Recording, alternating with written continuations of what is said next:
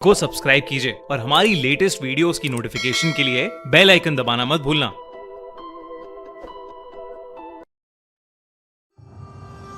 और ठंडी हवाएं जितनी सुहानी होती हैं, सड़कें उतनी ही सुनसान और खतरनाक। आज की कहानी हमारे एक व्यूअर अजीत के साथ हुई एक सच्ची घटना पर आधारित है। मेरा नाम अजीत है और अगस्त 2016 में मैं अपने ऑफिस के एक दोस्त कार्तिक के साथ दिल्ली से मनाली जा रहा था। हम दोनों को पहाड़ों पर घूमने का बहुत शौक था और बारिश के मौसम में रोड ट्रिप का एक अलग ही एक्सपीरियंस होता है। हमने सोचा क्यों ना इस वीकेंड हम मनाली की एक छोटी सी ट्रिप मार आए। हमारा वहां रात के 9 बजे तक पहुंचने का प्लान था, पर तेज बारिश की वजह से हम लोगों ने 2 घंटे का ब्रेक ले लिया। आसपास के लोगों ने हमें ऐसे मौसम में आगे जाने के लिए बहुत मना किया, लेकिन हम लोग भी ठान कर आए थे कि ये मनाली की ट्रिप तो एंजॉय करके ही घर लौटेंगे। तो बारिश हल्की होते ही हम वापस मनाली की ओर निकल गए। कुछ ही दूर जाते ही इतनी धुआंधार बारिश हुई कि मेरे लिए गाड़ी चला पाना मुश्किल हो रहा था। गाड़ी के शीशों पर ओस जम गई थी, जिसकी वजह से आगे का रास्ता बिल्कुल नहीं दिख रहा था। मनाली कुछ 40 किलोमीटर दूर ही था, तो हम धीरे धीरे किसी तरह गाड़ी चलाते रहे। कुछ दूर हमें चाय की एक टपरी दिखी, तो हमने वहां गाड़ी रोक ली। हम गाड़ी में बैठकर चाय ही पी रहे थे कि अचानक से हमारी गाड़ी की खिड़की पर किसी ने जोर जोर से ठक ठक की। मेरे दोस्त ने जब गाड़ी का शीशा नीचे किया तो हमने देखा कि एक बेहद सुंदर लड़की सफेद साड़ी में ऊपर से नीचे तक भीगी हुई हमसे कुछ कहना चाह रही है। वो बोली, साहिब, क्या आप मुझे आगे तक छोड़ देंगे? पास में ही मेरा गांव है। मुझे वो लड़की कुछ ठीक नहीं लग रही थी, लेकिन मेरा दोस्त कार्तिक उसकी खूबसूरती से बहुत ज्यादा इंप्रेस हो गया था और उसे बिठाने के लिए मुझे इंसिस्ट करने लगा। मैंने उसकी बात मानकर उस लड़की को पीछे वाली सीट पर बिठा तो लिया, पर मेरे मन में कुछ अजीब सा खटक रहा था। मेरा दोस्त उसे कुछ ना कुछ सवाल करे जा रहा था, पर वो लड़की एकदम चुपचाप बैठी थी। मुझे उस लड़की की आंखों में एक अलग ही चमक दिख रही थी। बारिश और तेज हो गई और एकदम से उस लड़की ने कुछ बोलना शुरू कर दिया। वो कहने लगी, इस सड़क पर बारिश के वक्त बहुत एक्सीडेंट्स होते हैं। 2 महीने पहले मेरा भी इसी सड़क पर एक्सीडेंट हुआ था। मैं ऐसे ही पूरी भीगी हुई इस सड़क से अपने गांव जा रही थी और जाते वक्त पता नहीं किस गाड़ी ने अचानक मेरे सामने आकर मुझे ठोकर मार दी और तड़पती हुई हालत में मुझे यहीं छोड़कर चली गई। किसी ने वो गाड़ी रोकी तक नहीं। वो ये सब बोल ही रही थी कि मुझे चक्कर आने शुरू हो गए। जैसा जैसा वो कह रही थी, मुझे अपने सामने रोड पर वही सब होता हुआ दिख रहा था।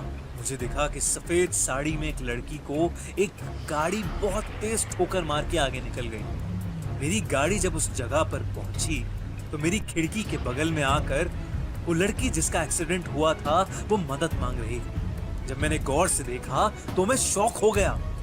वो लड़की हूबहू वैसे ही दिख रही थी जैसे मेरे गाड़ी में पीछे बैठी लड़की। तभी रियर व्यू मिरर में मुझे उस लड़की का डरावना चेहरा दिखा, जिसे देखकर मैं सुन्न पड़ गया और मेरी गाड़ी जाके एक दूसरी गाड़ी में टकरा गई। मेरा सर स्टीयरिंग पर जा लगा और मेरे बगल में बैठा कार्तिक बुरी तरह से जख्मी हो गया था। जब मैंने पीछे देखा तो वो लड़की जो हमारे साथ बैठी थी वो गायब हो चुकी थी। हम किसी तरह मनाली के बस स्टॉप पहुंचे, जहां लोगों ने हमारी मदद करी। ये किस्सा जब मैंने उन्हें बताया तो उन्होंने मुझसे कहा कि 2 महीने पहले उनके गांव की एक लड़की की एक रोड एक्सीडेंट में मौत हो गई थी। और आज भी वो सब सोचकर मेरे रोंगटे खड़े हो जाते हैं। In villages where screens were rare, cricket was just a distant sound, so we brought the game everyone loves, from Mumbai to Delhi and beyond. Made it possible. Cheers, dreams, and cricket under open skies. One game, one joy. ये कहानी हमारे एक viewer Amit ने हमें भेजी है। अब मैं आपको उसी के नजरिए से ये कहानी सुनाऊंगा। ये बात 2012 की है, जब मैं बिट्स पिलानी में इंजीनियरिंग कर रहा था। कॉलेज का फर्स्ट ईयर था और मुझे गांधी भवन हॉस्टल में रूम नंबर 138 अलॉट हुआ था। हॉस्टल के पहले दिन से मेरे साथ कुछ अजीब ही चीजें हो रही थी। रोज सोने के बाद आधी रात में मुझे किसी लड़के के रोने की आवाजें सुनाई देती थी, जैसे कोई उस लड़के को बहुत बुरी तरह पीट रहा हो। कभी मुझे ऐसा लगता था कि मेरे रूम के अंदर कोई आया है और खिड़की के पास खड़े होकर मुझे बस घूरे जा रहा है। मुझे तब और ज्यादा डर लगने लगा जब मेरे रूममेट ने बताया कि उसे ऐसी कोई आवाजें सुनाई नहीं देती थी। शुरू के पहले महीने में हमें 4 दिन की छुट्टी मिली थी। कई लोग घर चले गए और हॉस्टल में बहुत ही कम लोग रुके थे। मेरा रूममेट भी घर चला गया था और मैं मेरे रूम में अकेला था। उस दिन बाहर जोरदार बारिश हो रही थी। करीब रात के 12 बजे दरवाजे पे बहुत जोर से खटखट हुई। मैंने दरवाजा खोला तो वहां कोई नहीं था, और जब मैं वापस मुड़ा तो मेरे रूम का सारा सामान बिखरा पड़ा था। बारिश और तेज हो गई, जिसकी वजह से लाइट भी चली गई। कुछ देर बाद दरवाजे पर और जोरों से खटखट हुई, लेकिन इस बार भी बाहर कोई नहीं था। तब मैंने देखा कि बगल वाला कमरा, जिस पर हमेशा ताला लगा रहता था, वो खुला पड़ा। पता नहीं मुझे क्या सोचा, पर मैं इस रूम के अंदर जाने से खुद को रोक ही नहीं पाया। अंदर घुसते ही कमरे का दरवाजा जोर से बंद हो गया। मुझे फिर वही रोने की आवाज सुनाई देने लगी जो मुझे रोज रात में सोने नहीं देती थी। तभी मेरे पीछे की अलमारी बहुत तेजी से हिलने लगी और मुझे ऐसा लगा कि उसके अंदर से कोई बाहर आना चाहता है। इतने में मुझे खिड़की टूटने की आवाज सुनाई दी और जैसे ही मैं पीछे मुड़ा, मुझे कड़कती बिजली की रोशनी में पंखे से लटकी एक लड़के की लाश दिखी। मैं वो देख के बुरी तरह घबरा गया और उस कमरे से निकलकर नीचे गार्ड के पास भागा और उसे सब कुछ बताया। वो गार्ड मुझे वापस उस रूम नंबर 137 ले गया। जो मैंने देखा उससे मेरे होश उड़ गए। उस कमरे पर ताला लगा था। गार्ड ने मुझे बताया कि वो रूम पिछले 15 सालों से बंद पड़ा है। उसने बताया कि यहाँ एक लड़का रहता था, जिससे यहाँ एक प्रोफेसर की बेटी से प्यार हो गया था।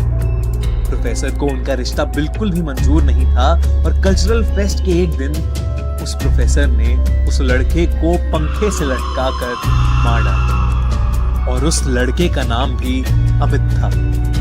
ये सुन के मैं पूरी तरह दंग रह गया।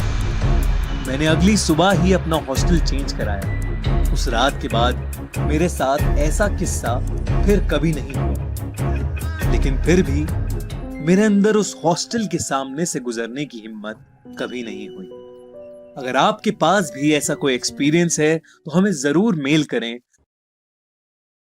ये कहानी मुंबई में रहने वाली गुप्ता फैमिली की है। मिस्टर गुप्ता अक्सर काम के चलते घर से दूर रहते थे। मिसेस गुप्ता को इसकी आदत तो थी, पर 2 छोटे बच्चे, नया फ्लैट, नई जगह, अकेले मैनेज करना थोड़ा मुश्किल हो रहा था। 26 जुलाई मुंबई में जोरदार बारिश हो रही थी। उस रात मिस्टर गुप्ता ऑफिस के काम से बाहर थे और मिसेस गुप्ता दोनों बच्चों को सुलाकर हॉल में टीवी देख रही थी। रात के कुछ 1 बज रहे थे।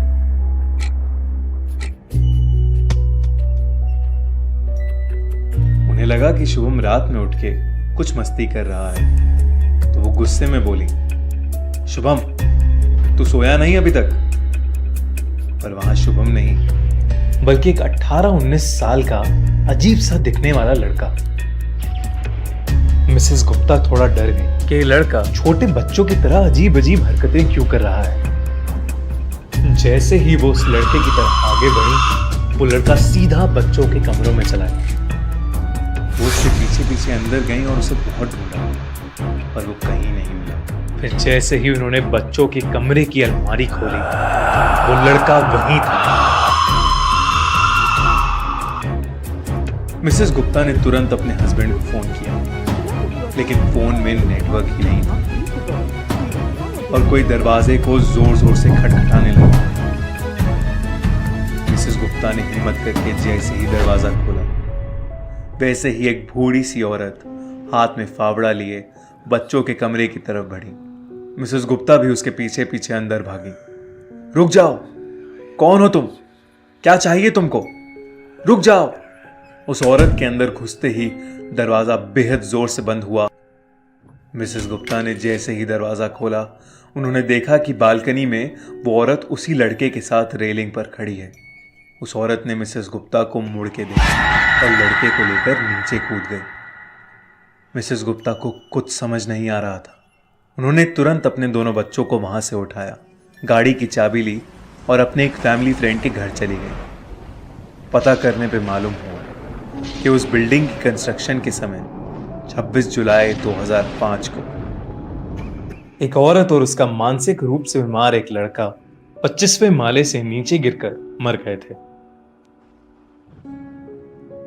वो फ्लैट आज तक खाली पड़ा है और कोई इस घटना को सुन के वहां नहीं रहना चाहता। जब एक न्यूली मैरिड कपल स्नेहा और प्रणय अपनी वीकेंड आउटिंग के लिए लोनावला जा रहे थे, रास्ते में बहुत तेज बारिश शुरू हो गई और उनकी कार एक गड्ढे में जा फंसी। दोनों ने कार से निकलकर देखा कि इंजन में कुछ कचरा फंस गया है। उन्होंने बहुत कोशिश की, लेकिन वो कार स्टार्ट ही नहीं कर पा रहे थे। हाईवे के एक किनारे एक पुराना सा कॉटेज था। बहुत रात हो चुकी थी और बारिश थी कि रुकने का नाम ही नहीं ले रही थी। तो उन्होंने सोचा कि वो दोनों आज रात उस कॉटेज में ही रुक जाएंगे और सुबह कार ठीक करवा के आराम से लोनावला चले जाएंगे। बारिश की वजह से उन दोनों के शरीर पर काफी कीचड़ लग गई थी। जैसे ही उन्हें रूम मिला, तब उसने देखा कि ना ही शावर और ना ही बाथरूम का नल काम कर रहे हैं। उन्होंने रिसेप्शन पर कई बार फोन लगाया, लेकिन किसी ने भी फोन नहीं उठाया। प्रणय बहुत गुस्से में नीचे रिसेप्शन तक गया।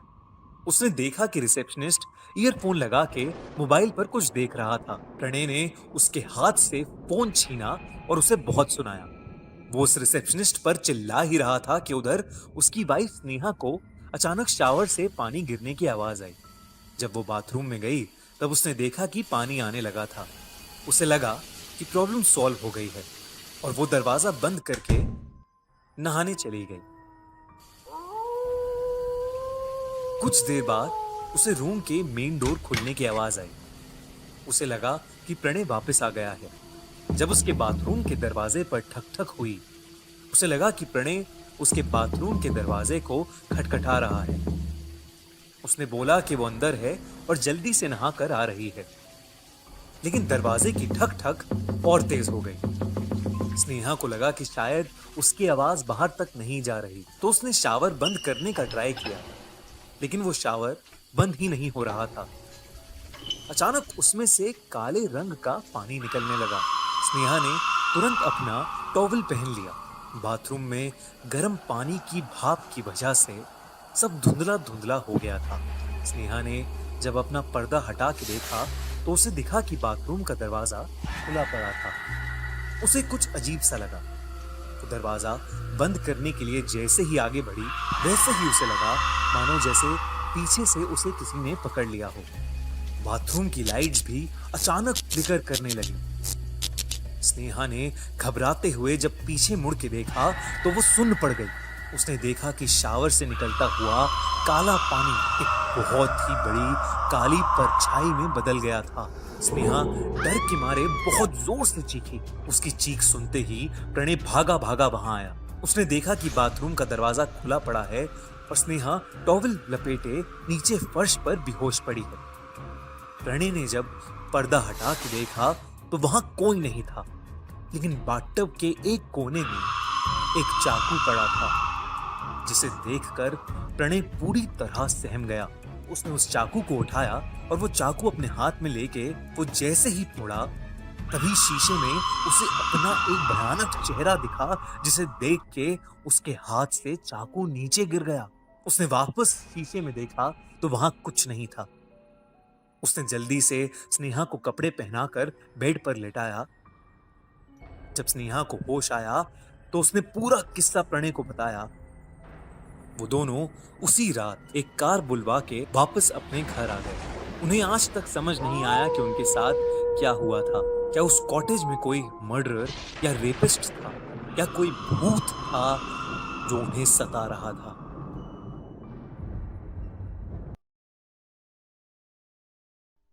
मुकेश मिल्स इंडिया की सबसे हॉन्टेड जगहों में से एक, जो अक्सर भूतिया या हॉरर फिल्म्स शूट करने के लिए यूज की जाती है।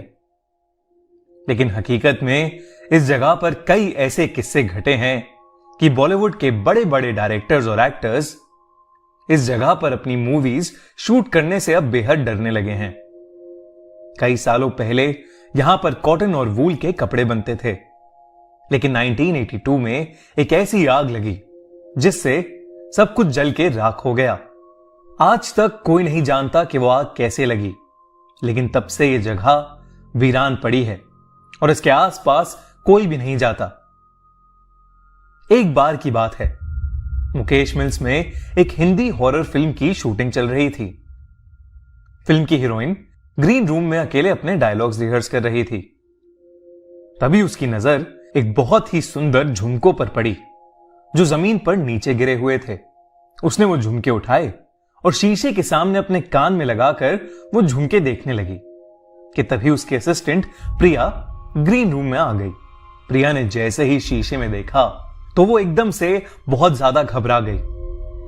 उस शीशे में उसे उस हीरोइन की जगह एक जली हुई दुल्हन दिखी जिसने वो झुमके पहन रखे थे।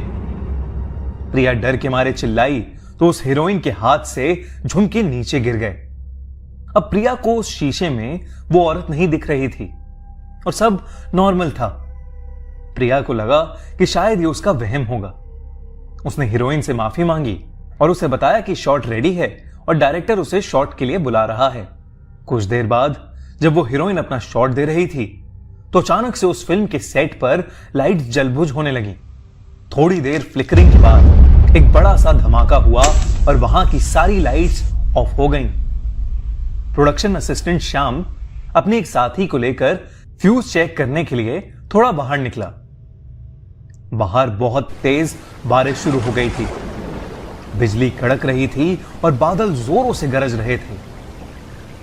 जब श्याम और वो दोनों मुकेश मिल्स की लॉबी की तरफ गए तो उन्हें अंधेरे में एक आदमी दिखा जो बारिश में खड़ा सिगरेट पी रहा था। अंधेरे की वजह से उसका चेहरा ठीक से नहीं दिख रहा था। श्याम ने बिजली के फ्यूज के बारे में उससे पूछा तो उसने कोई जवाब नहीं दिया। श्याम को वो आदमी बेहद अजीब लग रहा था, लेकिन कुछ ही पल बाद उस आदमी ने अपने हाथ से मिल्स के कोने की तरफ इशारा किया। वो दोनों उस तरफ जाने लगे, लेकिन श्याम बार बार उस आदमी को पीछे मुड़कर देख रहा था। तभी अचानक से बिजली कड़की और उस आदमी की शक्ल श्याम को दिखी, जिसे देखकर वो सुन सा पड़ गया। उस आदमी का चेहरा बेहद डरावना था और वो घूर घूर कर श्याम को देखे जा रहा था। इतने में श्याम के साथी ने फ्यूज ठीक कर दिया और लाइट वापस आ गई, लेकिन लाइट वापस आते ही वो आदमी गायब हो गया। श्याम बिना किसी को कुछ बोले डरा डरा वापस सेट पर चल दिया। लाइट वापस आ गई और शूटिंग फिर से शुरू हो गई, लेकिन अब उस हीरोइन के मुंह से डायलॉग्स ही नहीं निकल रहे थे।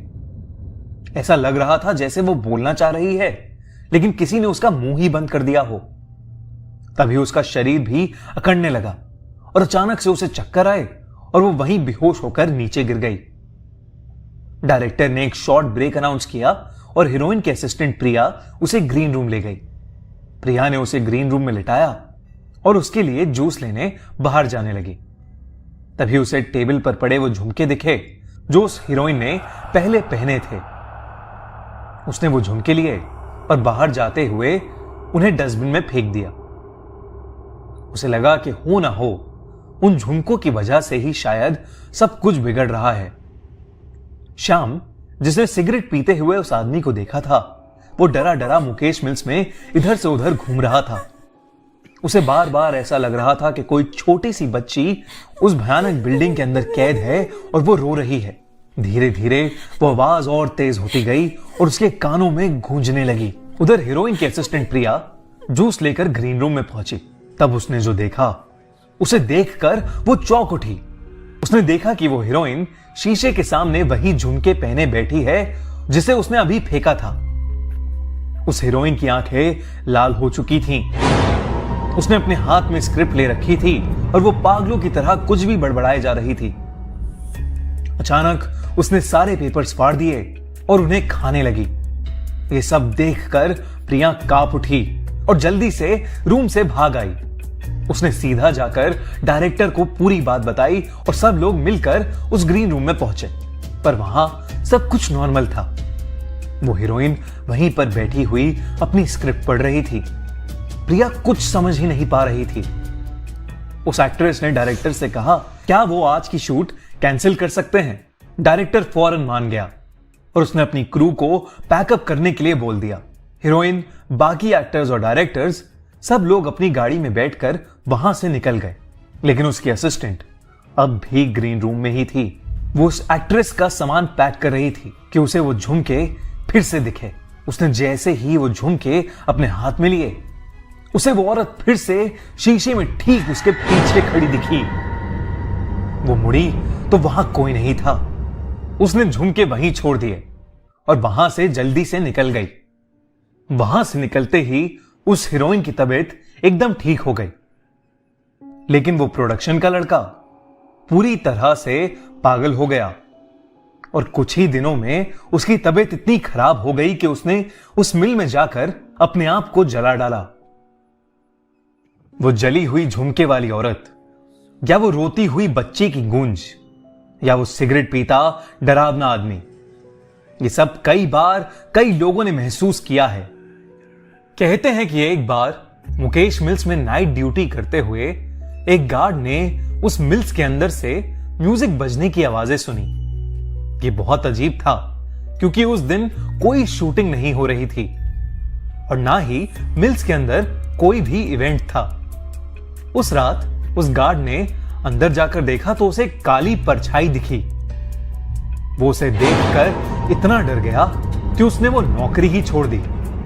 और तो और वहां एक बार एक 10 साल की लड़की शूटिंग करते समय अचानक से बहुत अजीब तरीके से बिहेव करने लगी।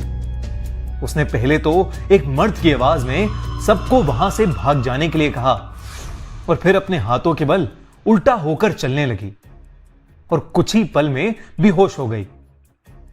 ये देख सब लोग वहां से जल्दी से निकल गए। जैसे ही उसके पिता उसे उस मिल से कुछ दूर लेकर गए, वो एकदम नॉर्मल हो गई, लेकिन उसे कुछ भी याद नहीं रहा कि उसके साथ क्या हुआ था। मुकेश मिल्स की ऐसी कई कहानियां हैं और वहां ऐसे कई राज छुपे हैं, लेकिन मुकेश मिल्स का सच कोई नहीं जानता। बारिश की रात, मॉनसून, वो मौसम जिसमें बादल दिल खोल कर बरसते हैं। गीली मिट्टी की खुशबू भला किसे अच्छी नहीं लगती, पर अगर ये बारिश अपने साथ कुछ ऐसा ले आए जिससे पीछा छुड़ाना नामुमकिन हो जाए तो। यह कहानी 32 साल के समीर की सच्ची घटना पर आधारित है। उस रात वो अपने ऑफिस से घर जा रहा था। उस दिन उसकी एनिवर्सरी थी, पर उसे ऑफिस से निकलने में देरी हो गई थी। घर पर उसकी पत्नी रिशिमा उसका इंतजार कर रही थी, पर उसकी बाइक स्टार्ट ही नहीं हो रही थी। उसने सोचा कि बस आने का टाइम हो गया है, तो क्यों ना वो बस लेकर ही चला जाए। बस स्टैंड तक पहुंचते पहुंचते आसमान में गरज रहे बादल बरसने लगे और देखते ही देखते बहुत ही तेज बारिश होने लगी। समीर अपना सूटकेस अपने सर पर रखकर बस का इंतजार करने लगा। समीर के कपड़े बुरी तरह भीग रहे थे कि तभी उसके ऊपर बारिश की बूंदें गिरना बंद हो गईं। समीर ने अपने साइड में देखा तो एक आदमी अपनी छतरी के आधे हिस्से से समीर को भीगने से बचा रहा था। समीर को यह देखकर बहुत अच्छा लगा और वो उस आदमी को देखकर मुस्कुराने लगा। उस आदमी ने हाथों में ग्लव्स, आंखों पर एक काला चश्मा और सर पर एक काली हैट पहनी हुई थी। इसीलिए समीर को वो आदमी दिखने में थोड़ा अजीब लग रहा था। तभी वो आदमी समीर को देखकर कहने लगा, ये दुनिया कितनी अजीब है ना। कहीं बारिश है तो कहीं सूखा, कहीं जिंदगी है तो कहीं मौत। समीर के पास इस बात का कोई जवाब नहीं था। उसने बस मुस्कुराकर अपना सर हिला दिया। उसी समय समीर का फोन बज पड़ा। उसने पॉकेट से जैसे ही फोन निकाला, उसका फोन उसके हाथ से स्लिप होकर जमीन पर गिर गया। समीर जैसे ही जमीन से फोन उठाने के लिए झुका, उसे कुछ ऐसा दिखा जिससे उसकी रूह ही कांप गई। उसके साथ में खड़े आदमी की टांगे ही नहीं थीं और ना ही उस आदमी के जूते के अंदर पैर थे। मानो वो आदमी हवा में झूल रहा था। समीर के चेहरे का रंग बदलने लगा, पर उसने चुपचाप अपना फोन उठाया और उसके पैरों के बारे में सोचने लगा। समीर ने उस आदमी से दूर जाने का सोचा, लेकिन जैसे ही उसने अपनी नजरें घुमाई तो उसे दिखा कि अब पूरा बस स्टैंड खाली था। आसपास किसी ऑटो का भी नामो निशान नहीं था। वहां पर अब समीर और उस आदमी के अलावा और कोई भी नहीं था। समीर की हालत अब खराब हो रही थी। देखते ही देखते बारिश और तेज होने लगी। उस तूफान के बीच उस बस स्टैंड पर वही दोनों खड़े थे। समीर को बारिश की वजह से अब कुछ ढंग से दिखाई भी नहीं दे रहा था। उसे कोई बस भी आती हुई दिखाई नहीं दे रही थी। समीर ने अपनी वाइफ रिशिमा को मैसेज किया और उसे अपनी सिचुएशन बताते हुए जल्दी से आने के लिए कहा। यह मैसेज लिखते ही समीर को उस आदमी की आवाज आई, रिशिमा को यहां बुलाना ठीक नहीं होगा समीर। ये सुनते ही समीर के पैरों तले जमीन खिसक गई। वो उस छतरी के नीचे से निकलकर रोड की दूसरी तरफ भागने लगा। बिना पीछे मुड़े समीर तब तक भागता रहा जब तक उसे वो आदमी दिखना बंद नहीं हो गया। भागते भागते समीर बहुत ज्यादा थक गया था। समीर रोड के साइड पर लगे एक बेंच पर बैठ गया। उसने अपनी तेज चल रही सांसों को नॉर्मल किया, पर तभी एकदम से उसके सर पर पड़ रही बरसात फिर से बंद हो गई। समीर ने सहमी नजर से अपने साइड में देखा तो उसकी साइड में फिर वही आदमी छतरी लिए बैठा था। ये देखकर समीर की चीख निकल गई और वो तुरंत उस बेंच से उठकर फिर से रोड की तरफ भागा। रोड पर बारिश की वजह से अब धुंध भी आने लगी थी। आसमान में कड़कती बिजली की आवाज समीर की चीखों को दबा रही थी। थोड़ी दूर आकर समीर फिर से रुक गया। वो बार बार पीछे मुड़कर देख रहा था। हाफते हाफते जब उसने सामने देखा तो बहुत जोर से बिजली कड़की और उस बिजली की चमकती रोशनी में उसे वही आदमी रोड के बीचों बीच खड़ा दिखाई दिया। इस बार सिर्फ उसका आधा शरीर हवा में तैर रहा था। वो समीर को देखकर मुस्कुराया और उसने अपना चश्मा उतार दिया। उस आदमी की आंखें पूरी तरह से काली पड़ी थीं और उसमें से खून बह रहा था। तभी समीर को पीछे से एक बस के हॉर्न की आवाज आई। समीर ने पीछे मुड़कर देखा तो पीछे से एक बस आ रही थी। अचानक ही बहुत सारे लोगों की भीड़ भी उस बस की तरफ आने लगी। समीर को अपनी जान बचाने का और कोई रास्ता नहीं दिख रहा था। वो दौड़कर उस बस के पास पहुंचा। जैसे ही वो बस उस स्टैंड पर आई, सभी लोग धक्का मुक्की करके उस बस में घुसने की कोशिश करने लगे। उसी धक्का मुक्की में समीर उस भीड़ के बीच गिर गया। उसके पूरे शरीर पर लोगों के पैर लग रहे थे और समीर कुछ भी नहीं कर पा रहा था। बस के ड्राइवर ने भीड़ को हटाने के लिए बस को थोड़ा आगे बढ़ा दिया और समीर का आधा शरीर उस बस के नीचे कुचल गया। तड़पता हुआ समीर वहीं होश खो बैठा। तभी रिशिमा ऑटो से समीर की बताई हुई लोकेशन पर पहुंच गई। उसने समीर को रोड के बीच खून से लथपथ पड़ा देखा। उसके आसपास कोई भी नहीं था। रिशिमा समीर को जल्दी से हॉस्पिटल ले गई। समीर की जान तो बच गई, पर समीर ने अपने पैर हमेशा हमेशा के लिए खो दिए थे। वो अब फिर कभी भी चल नहीं सकता था। जब समीर ने अपने साथ हुई घटना बताई तो कोई भी समीर की बताई हुई बातों पर यकीन नहीं कर रहा था। पर जब रिशिमा ने उस बस स्टैंड से जुड़ी न्यूज रिपोर्ट्स को देखा तो उसके होश ही उड़ गए। रिशिमा ने देखा कि करीबन 10 साल पहले ऐसे ही एक केस में एक आदमी की मौत हुई थी और तब से लेकर आज तक हर साल मॉनसून के महीने में एक आदमी ऐसे ही हादसे का शिकार होता है। और पुलिस को बयान देते वक्त वो सभी एक अजीब सी काली आंखों वाले आदमी के बारे में बात करते हैं। रिशिमा समझ गई थी कि समीर भी उस काली आंखों वाले आदमी का शिकार हुआ है। कुछ ही सालों बाद डिप्रेशन के कारण समीर की मौत हो गई।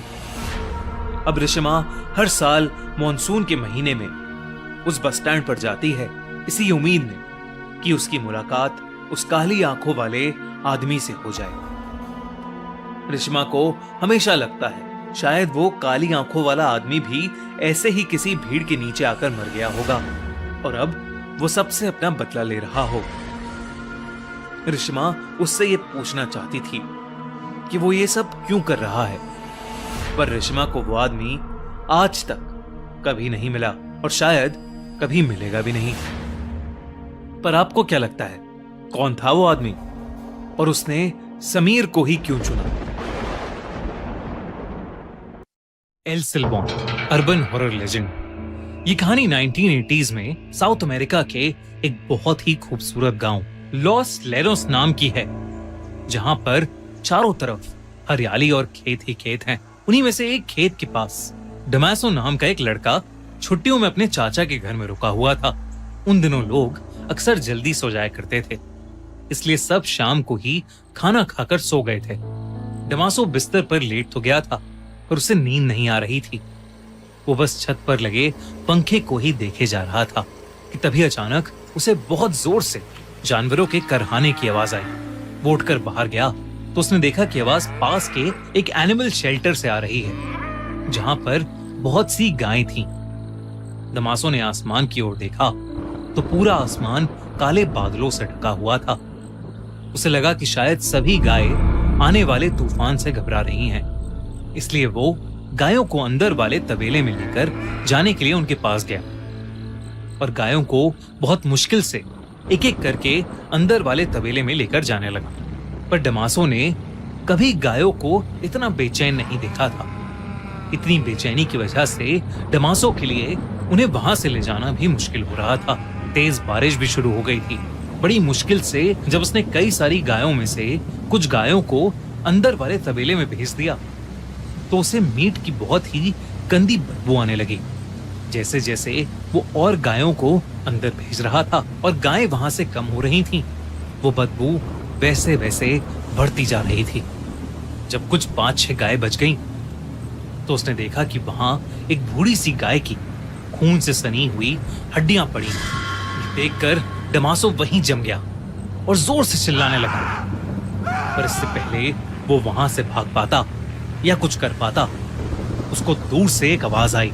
तेज बारिश के बीच वो मीलों से आती हुई आवाज इतनी भयानक थी कि उसे सुनकर डमासो की रूह कांप गई और उसे सुनते ही डमासो समझ गया कि वो आज मरने वाला है, क्योंकि वो आवाज एल सिल्बॉन की सीटी की थी, जिसका मतलब था कि एल सिल्बॉन उसके पास आ रहा है। डमासो ने एल सिल्बॉन के कई किस्से सुने थे। उसे याद था कि बचपन में कैसे उसके रिलेटिव्स एक आदमी की कहानी सुनाते थे जिसका एल सिल्बॉन से सामना हुआ था। उसके रिलेटिव्स की कहानी के हिसाब से वो आदमी भी एक ऐसे ही खेत से देर रात अपने घोड़े पर एक फंक्शन में जा रहा था। तभी उस बड़े से वीरान खेत में उस घोड़े का पैर किसी चीज से फिसला। जब उस आदमी ने उतर कर देखा तो वहां एक हिरन की हड्डी पड़ी थी, जिनसे खाया हुआ मांस अभी भी लटक रहा था। इससे पहले कि वो घुड़सवार कुछ समझ पाता, उसे दूर से रूह चीर देने वाली सीटी सुनाई दी। उसने अपने घोड़े को उठाने की कोशिश की, लेकिन बहुत देर हो चुकी थी। उसे अपने से कुछ ही दूर वाले पेड़ पर किसी बड़ी सी चीज के कूदने की आवाज आई। वो घुड़सवार वहां से भागना चाहता था, लेकिन तभी उसके सर पर जोर से एक हड्डी आकर लगी, जिससे उसका सर फट गया। वो घुड़सवार चीखते हुए मदद मांगने लगा, लेकिन कोई फायदा नहीं था, क्योंकि मौत का चेहरा बनकर 19 फीट का एक भयानक आदमी उसके सामने खड़ा था। सर पर एक हैट, लेकिन शरीर और चेहरा ऐसा जैसे कोई कंकाल हो। उस घुड़सवार ने कभी कोई ऐसा भयानक जीव नहीं देखा था। उसके पास एक हड्डियों से भरी बोरी थी, और उसी बोरी में से हड्डियां निकालकर वो उस घुड़सवार को बिना रुके मारने लगा। वो घुड़सवार अपनी जान की भीख मांगता रहा, लेकिन वो आदमी उसके शरीर से हड्डियां निकालकर खाने लगा। अगली सुबह कुछ गांव वालों को गाय चराते हुए वो घुड़सवार नहीं, बल्कि उसकी लाश मिली, जो कि एक कंकाल बन चुकी थी। कहते हैं कि वो 19 फीट का कंकाल जैसा दिखने वाला आदमी एल सिल्बॉन है, और वो आज भी उस इलाके में भटकता रहता है। डमासो के दिमाग में यही कहानी चल रही थी, और इससे पहले वो भाग पाता, एकदम से जमीन पर 19 फीट की एक लंबी सी परछाई बन गई, और फिर उस परछाई से भी लंबा एक आदमी निकला, जिसने एक भूसे की हैट पहनी हुई थी, और जिसके हर जगह से कटे हुए शरीर से उसका मांस लटक रहा था। ये 19 फीट से भी बड़ा आदमी और कोई नहीं, बल्कि एल सिल्बॉन ही था। वो आदमी उसकी तरफ चलकर आने लगा, उसकी पीठ पर लदी हुई बोरी से, जिससे खून टपक रहा था। हड्डियों के टकराने की आवाज तेज हो रही थी, और उससे भी ज्यादा तेज हो रही थी डमासो की दिल की धड़कनें। उसे बचाने के लिए डमासो वहां से भागा, और उसने महसूस किया कि एल सिल्बॉन पेड़ों के ऊपर चढ़कर एक पेड़ से दूसरे पेड़ पर कूदकर उसका पीछा कर रहा था। डमासो चिल्लाता रहा, पर एल सिल्बॉन ठीक उसके सामने आकर खड़ा हो गया। वो अपने भयानक लंबे हाथ, जिन पर उसी का कटा हुआ मांस लटक रहा था, उसकी तरफ बढ़ाकर उसे मारने की कोशिश करने लगा। तभी एक कुत्ते के भौंकने की आवाज आई, जिसे सुनकर एल सिल्बॉन एकदम से डर से झटपटाया और हवा में कहीं गायब हो गया। जब डमासो ने देखा तो वहां पर उसका पालतू कुत्ता भौंक रहा था, और जो शायद डमासो के चिल्लाने की आवाज सुनकर वहां आया था। डमासो का खुद ये मानना था कि अगर उस दिन उसका कुत्ता वहां नहीं होता तो एल सिल्बॉन के पीठ पर टंगे बैग में डमासो की भी हड्डियां होती। उस रात के बाद डमासो एल सिल्बॉन के बारे में ही सोचता रहता था। उसने अपने रिलेटिव्स और आसपास रहने वाले बाकी लोगों से एल सिल्बॉन की कहानी पूछी, तो जो उन्होंने बताया वो उसके साथ जो हुआ उससे भी कई ज्यादा डरावना था। लोगों ने उसे बताया कि एल सिल्बॉन की ये कहानी बिल्कुल सच्ची थी, जिसके मुताबिक एक बिगड़ैल लड़का अपनी छोटी सी फैमिली के साथ उस इलाके में 18th सेंचुरी में रहता था। क्योंकि वो लड़का उस परिवार का अकेला बच्चा था, तो उसके माँ बाप और दादा उसकी सारी बातें मानते थे। एक दिन उस लड़के ने डिनर के लिए अपने पापा से हिरन की मीट को लाने को कहा, जिसके बाद उसके पापा अपनी हंटिंग राइफल और एक बोरी लेकर शिकार करने निकल गए। जब कई देर तक उसके पापा वापस घर नहीं आए तो वो लड़का बहुत ही ज्यादा गुस्से में आ गया। उसकी माँ ने उस लड़के को उसकी प्रोटेक्शन के लिए एक बहुत तेज किचन नाइफ दिया और कहा कि वो जाकर अपने पापा को जंगल में ढूंढकर वापस ले आए।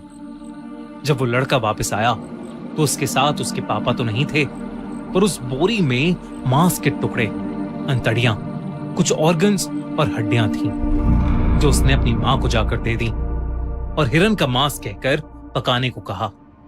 उसकी मां को बोरी के अंदर का मुंह मीट बनाते हुए अजीब लग रहा था और उन्हें शक होने लगा था।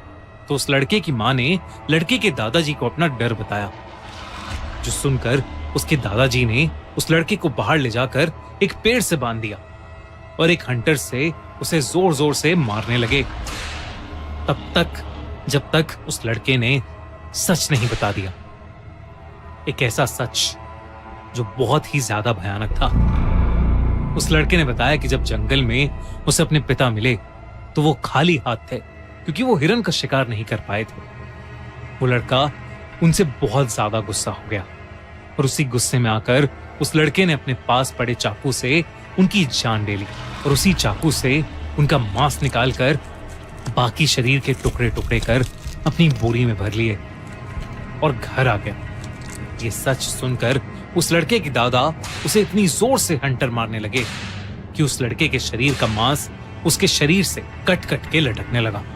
उसके दादा ने उसके बाद उसके घाव पर मिर्ची और शराब डालकर उसको पेड़ से खोलकर उसके कंधे पर उसके बाप के मांस और हड्डियों से बड़ी बोरी डाल दी और उसके पीछे अपने 2 भयानक कुत्ते छोड़कर उसे हमेशा के लिए भटकने के लिए छोड़ दिया। कहते हैं कि उस दिन के बाद से आज तक उस लड़के की आत्मा एल्सेलबॉर्न के नाम से भटकने लगी। उस इलाके में रहने वाले लगभग सभी लोगों का मानना है कि उनका एक ना एक बार एल्सेलबॉर्न से सामना जरूर हुआ है, जो पेड़ों में बैठकर एक अलग ही तरीके से सीटी बजाता है और जो भी देर रात खेतों में घूमता है उस पर एक जानवर की तरह अटैक करता है। कहते हैं कि वो बस कुत्तों से डरता है और इसीलिए उस इलाके के सभी घरों में लोगों ने कुत्ते पाले हुए हैं। डमासो उस रात अपने कुत्ते की वजह से बच गया, वरना वो भी आज एल्सेलबॉर्न का शिकार हो जाता। बारिश की वो रात। कहते हैं बारिश का मौसम बड़ा ही सुहाना होता है। हर तरफ हरियाली और गीली मिट्टी की वो दिल को खुश कर देने वाली एक खुशबू, हर चीज की खूबसूरती मानो दोगुनी हो जाती है। आप कहीं भी जाओ लगता है जैसे बारिश आपका पीछा ही कर रही हो, पर अगर आपका पीछा बारिश के अलावा कोई और भी कर रहा हो तो। ये कहानी 24 साल के वरुण की है। वरुण दिल्ली से मुंबई अपनी जॉब के सिलसिले में आया था। हालांकि उसे मुंबई की फास्ट लाइफ कुछ खास पसंद नहीं थी, पर वो अपने काम के लिए बहुत पैशनेट था। अपने करियर को एक नई सीढ़ी पर ले जाने के लिए वो कुछ समय के लिए मुंबई आया था। वरुण अक्सर अपने ऑफिस से लेट निकलता था, कभी कभी तो इतना लेट कि वो ऑफिस से निकलने वाला आखिरी इंसान होता था।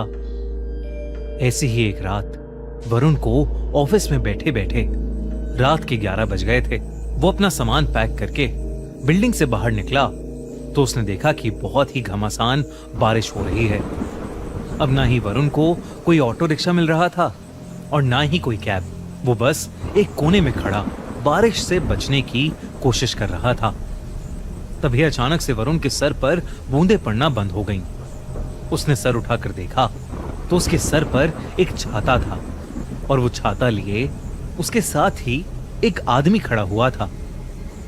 वरुण ने मुस्कुराकर उस आदमी को थैंक यू कहा, पर उस आदमी ने कुछ जवाब नहीं दिया। वो बस चुपचाप खड़ा रहा। वरुण ने फिर से उस आदमी से बात करने की कोशिश की। वरुण ने कहा, आपका बहुत बहुत शुक्रिया, आपके जैसे लोग बहुत ही कम मिलते हैं। इस पर उस आदमी ने कुछ सेकंड्स बाद अपनी चुप्पी तोड़ी और कहा, मेरा क्या है, मैं तो एक फकीर हूं। कल किसी और को मिला था, आज तुम्हें मिला हूं और कल किसी और को मिलूंगा। वरुण को उस आदमी की बात थोड़ी अजीब लगी। उसे लगा कि शायद वो आदमी नशे में है। वरुण तुरंत उसके छाते से निकलकर रोड पर चलने लगा, इस उम्मीद में कि शायद आगे उसे ऑटो मिल जाएगा। पर बारिश थी कि रुकने का नाम ही नहीं ले रही थी। बारिश में चलते चलते वरुण के पैर जैसे ही जमीन पर पड़ रहे थे तो एक आवाज आ रही थी, छपा। पर कुछ दूर चलते ही वरुण ने नोटिस किया कि वो आवाज अब 2 बार आने लगी थी। मतलब उसके कदमों की आवाज के अलावा एक और कदमों की आवाज, मानो कोई उसके पीछे पीछे ही चल रहा हो। वरुण ने मुड़कर पीछे देखा तो उसके पीछे कोई भी नहीं था। वरुण के लिए ये पूरा शहर ही नया था। उसे रास्तों का इतना अंदाजा नहीं था, पर क्योंकि उसका घर ऑफिस के पास ही था तो वो जैसे तैसे पैदल ही अपने घर पहुंच गया। उस रात वरुण का रूममेट भी फ्लैट पर नहीं था। कुछ दिनों के लिए वो अपने घर गया था। वरुण अक्सर ऑफिस से आकर ही सो जाता था, पर आज का दिन कुछ अलग था। बिस्तर पर लेटा हुआ वरुण सोने की जितनी भी कोशिश करता, उसे नींद आने का नाम ही नहीं ले रही थी। उसका फ्लैट बिल्डिंग के 6th फ्लोर पर था और बाहर चल रही तेज हवा और बारिश से उसके कमरे में लगी खिड़की जोर जोर से बज रही थी। आसमान में जोरों की बिजली भी कड़क रही थी। ऐसा लग रहा था कि कभी भी कोई बादल फट जाएगा, और इसी शोर की वजह से उसके लिए पूरा माहौल बहुत ही डरावना हो गया था। वरुण की सोने की नाकाम कोशिशों के बाद वो किचन से पानी लेने के लिए उठा, पर जैसे ही वरुण ने अपने पैर कमरे के फर्श पर रखे, वो चौंक गया, क्योंकि वरुण के कमरे का फर्श गीला था। उसने उठकर ध्यान से देखा तो उसे पता चला कि कमरे की खिड़की थोड़ी खुली होने की वजह से पानी कमरे के अंदर आ गया था। वरुण तेजी से उस खिड़की को बंद करने गया, और जैसे ही उसने खिड़की बंद की, खिड़की के कांच पर उसे एक हाथ दिखाई दिया। उस हाथ को देखकर वरुण की चीख निकल गई। 6th फ्लोर की खिड़की पर किसी का हाथ कैसे आ सकता था? वरुण डर के मारे अपने बिस्तर पर वापस चढ़ गया, और उसकी आंखों के सामने वो हाथ वहां से गायब हो गया। वरुण को अब कुछ समझ नहीं आ रहा था। इससे पहले कि वो कुछ कर पाता, अचानक से फ्लैट की लाइट ही चली गई। वरुण ने अपने मुंबई के एक दोस्त को कॉल लगाने के लिए अपना फोन उठाया, तो उसने देखा कि फोन को चार्जिंग पर लगाने के बावजूद उसका पूरा फोन डिस्चार्ज था। उसमें बैटरी ही नहीं थी। ये देखकर वरुण की हालत अब और खराब होने लगी थी। तभी उसे किचन से एक जोर से कांच टूटने की आवाज आई। वरुण उठकर किचन में गया तो किचन के फर्श पर एक कांच की टूटी हुई बोतल पड़ी हुई थी। नजर घुमाकर देखने पर वरुण को किचन में एक काली बिल्ली दिखी। वरुण को लगा कि शायद वो बोतल उसी बिल्ली की वजह से टूटी थी। वरुण की जान में जान आई। उसने खुद को समझाया कि इतनी तेज बारिश की रात में अकेले होने की वजह से वरुण को अजीब चीजें दिखाई दे रही हैं। उसने खुद को संभाला और किचन का कांच साफ करके अपने कमरे में वापस जाने लगा, पर वो नहीं जानता था कि उसके साथ अब क्या होने वाला था। जैसे ही वरुण अपने कमरे में वापस पहुंचा, उसकी रूह उसके शरीर से बाहर आ गई। उसके कमरे के कोने में वही आदमी खड़ा था जो उसे ऑफिस के नीचे छाते के साथ मिला था। वो आदमी बस वहां चुपचाप खड़ा हुआ था और उसके पूरे शरीर से पानी बह रहा था। बिजली कड़कने पर वरुण को उस आदमी का पूरा शरीर दिखा। उसकी चमड़ी पूरी तरह से नीली पड़ी थी। वरुण उसे देखकर सुन पड़ गया था। उसके मुंह से आवाज ही नहीं निकल रही थी। तभी उस आदमी ने अपनी चुप्पी तोड़ी और वरुण से कहा, मैं तो बस मदद करना चाहता था, पर मेरे साथ ऐसा क्यों हुआ? वरुण को कुछ भी समझ नहीं आ रहा था। इससे पहले कि वो कुछ बोलता, बहुत जोर से बिजली कड़की और वो आदमी अचानक से वरुण के बहुत करीब आ गया। उसका चेहरा बेहद डरावना था। अचानक उस आदमी का शरीर फूलने लगा, जैसे मानो उसके शरीर के अंदर कुछ भरा हुआ हो। तभी एकदम से वरुण के कमरे में पानी भरने लगा। चारों तरफ पानी ही पानी था। इससे पहले कि वरुण कुछ कर पाता, वो पानी में डूबने लगा। वरुण को सांस ही नहीं आ रही थी और वो पानी में डूबता जा रहा था। अगली सुबह जब वरुण का रूममेट घर आया तो उसने वरुण को फर्श पर गिरा हुआ पाया। उसने जैसे तैसे वरुण को उठाने की कोशिश की तो वरुण के मुंह से बहुत सारा पानी निकला, जैसे उसे किसी ने समुंदर से निकाला हो। वरुण होश में आया और उसने अपने रूममेट को पूरी बात बताई। जब वो डूब रहा था तो वरुण को एक सपना आया, मानो वो उस आदमी की जिंदगी को देख पा रहा था।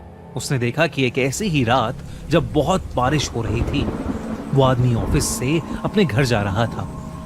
बारिश इतनी तेज थी कि जगह जगह पर बहुत पानी भर गया था। वो आदमी ऑफिस के नीचे खड़ा ऑटो ढूंढ रहा था। तभी उसके पास आकर एक औरत खड़ी हो गई। कुछ देर बाद उस औरत को लेने एक गाड़ी वहां पर आई। पर गाड़ी में बैठते समय उस आदमी ने देखा कि उस औरत का दुपट्टा गाड़ी के दरवाजे से बाहर निकल रहा था। बस उस औरत को यही बताने के लिए वो आदमी उस गाड़ी के पीछे तेजी से गया और उसका पैर एक बहुत ही गहरे गड्ढे में पड़ गया। वो गड्ढा इतना गहरा था कि वो आदमी उसके अंदर डूबने लगा और इससे पहले कि कोई उसे बचा पाता, उसके लंग्स में पानी भर गया था और उसकी वहीं मौत हो गई। जब वरुण ने अपने ऑफिस के एरिया के पास जाकर लोगों से इस बारे में पूछा तो उसे पता चला कि कुछ साल पहले एक पतला बूढ़ा आदमी वहीं बारिश में गड्ढे में मर गया था। ये सुनकर वरुण का दिल दहल गया था। कल रात उसकी मुलाकात जिस आदमी से हुई थी वो वाकई उसी बूढ़े आदमी की आत्मा थी। वरुण ने अगले ही दिन अपनी फ्लाइट बुक की और वापस अपने घर दिल्ली चला गया। उस दिन के बाद से वरुण को वो इंसान कभी नहीं दिखा, लेकिन आज भी तेज बारिश होते ही वरुण घबराहट के मारे कपकपाने लगता है।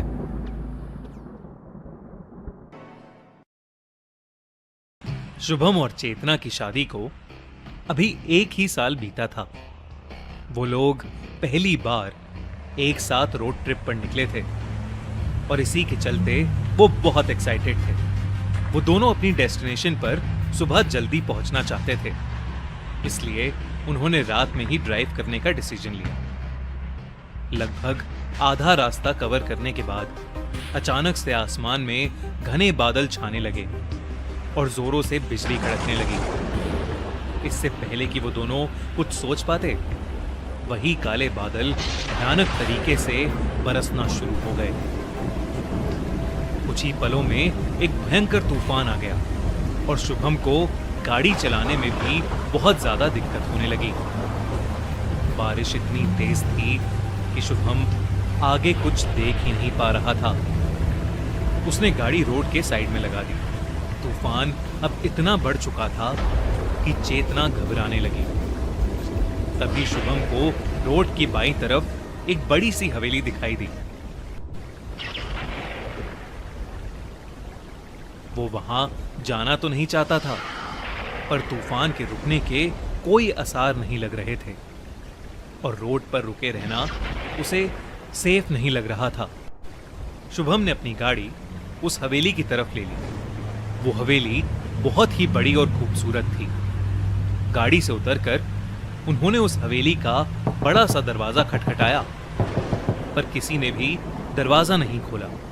कुछ देर तक दरवाजा खटखटाने पर भी कोई नहीं आया, तो उन्हें लगा कि शायद घर पर कोई नहीं है।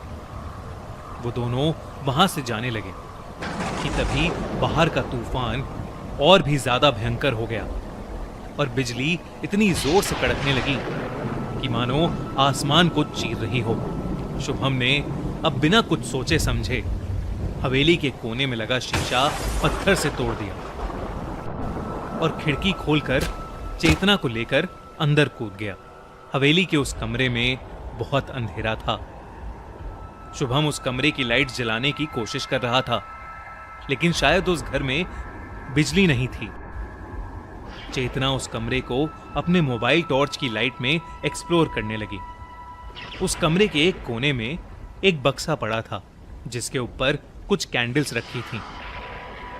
चेतना ने वो कैंडल्स शुभम को दी और खुद वो उस बक्से को खोलकर देखने लगी।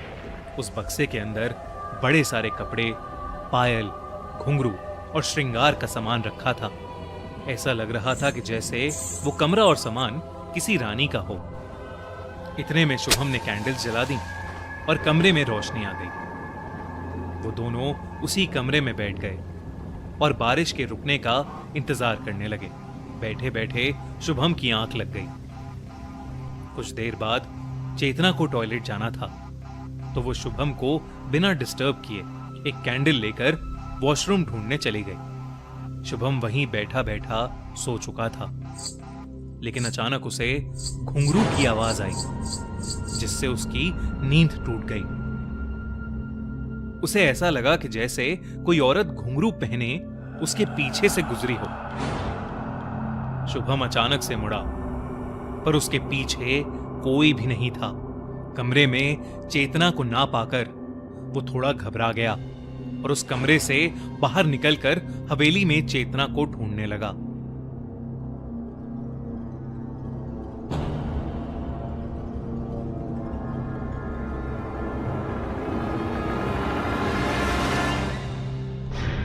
तभी वो घुंघरू की आवाज और तेज हो गई। शुभम को ऐसा लगा जैसे कोई औरत उसी की तरफ आगे बढ़ रही है। अचानक से शुभम की तरफ एक तेज हवा का झोंका आया, जिससे उसकी कैंडल बुझ गई और चारों तरफ अंधेरा हो गया। घुंघरू की आवाज भी हवा के झोंके के साथ बंद हो गई, लेकिन अब शुभम को ऐसा लग रहा था जैसे कोई उसके एकदम पास खड़ा है। ही जोरों से बिजली कड़की और उस बिजली की चमक में उसने जो देखा, उसे देखकर उसके रोंगटे खड़े हो गए। उसके ठीक सामने एक भयानक चुड़ैल खड़ी थी। वो शुभम को देखते ही उसके ऊपर जोर से चिल्लाई और उस कॉरिडोर में लगे कांच चकनाचूर हो गए। शुभम घबरा उठा और वहां से उल्टे कदम भागा। भागते भागते वो उसी कमरे में वापस आ गया, लेकिन जब वो कमरे में आया तो उसकी रूह कांप उठी। चेतना का शरीर हवा में था और उसका चेहरा बिल्कुल बदल चुका था। उसके माथे पर एक लाल रंग का टीका था और उसके बाल और आंखों का काजल बिखरा हुआ था। शुभम ने सहमी आवाज में चेतना को पुकारा, पर सामने से जो जवाब आया उससे शुभम के होश ही उड़ गए।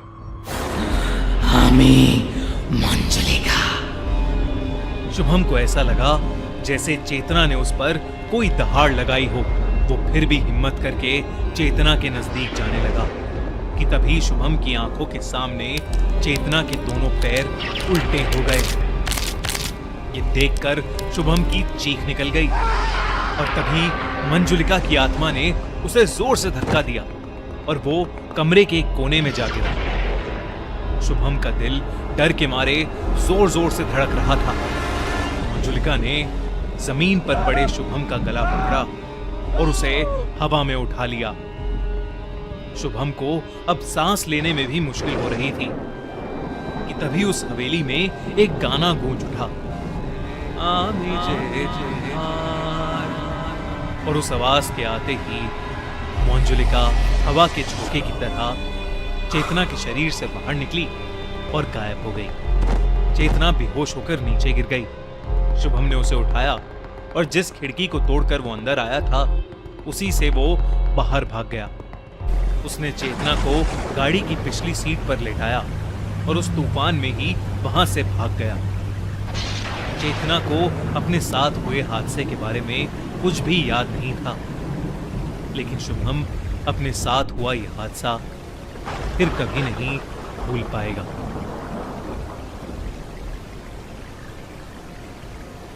अगर आपको ये वीडियो अच्छी लगी